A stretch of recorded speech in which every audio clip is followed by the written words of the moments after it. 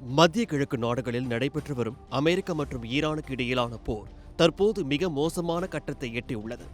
சர்வதேச வர்த்தக பாதையான ஹோர்முஸ் ஜலசந்திக்கு அருகே அமெரிக்க விமானப்படைக்கு சொந்தமான A-10 போர் விமானத்தை சுட்டு வீழ்த்தியுள்ளதாக ஈரான் ராணுவம் அதிகாரப்பூர்வமாக அறிவித்து உலக நாடுகளை அதிர வைத்துள்ளது.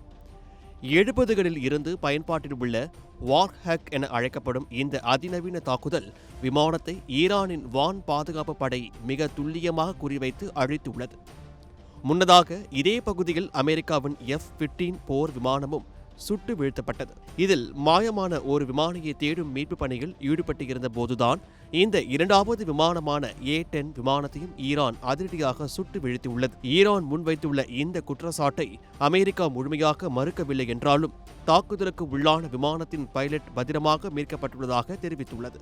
அமெரிக்காவின் 2 போர் விமானங்கள் அடுத்தடுத்து வீழ்த்தப்பட்டுள்ள இந்த சம்பவம் சர்வதேச அளவில் மிகப்பெரிய பொருளாதார பீதியை கிளப்பியுள்ளது. உலகத்தின் ஒட்டுமொத்த கச்சா எண்ணெய் விநியோகத்தில் 20% இந்த ஹோர்முஸ் ஜலசந்தி வழியாகத்தான் கொண்டு செல்லப்படுகிறது. தற்போது இந்த மிக முக்கிய கடல்வழி பாதை ஒரு நேரடி போர்க்களமாக மாறியுள்ளதால் உலக நாடுகள் முழுவதும் பெட்ரோல் மற்றும் டீசல் விலை பல மடங்கு உயரும் அபாயம் ஏற்பட்டுள்ளது.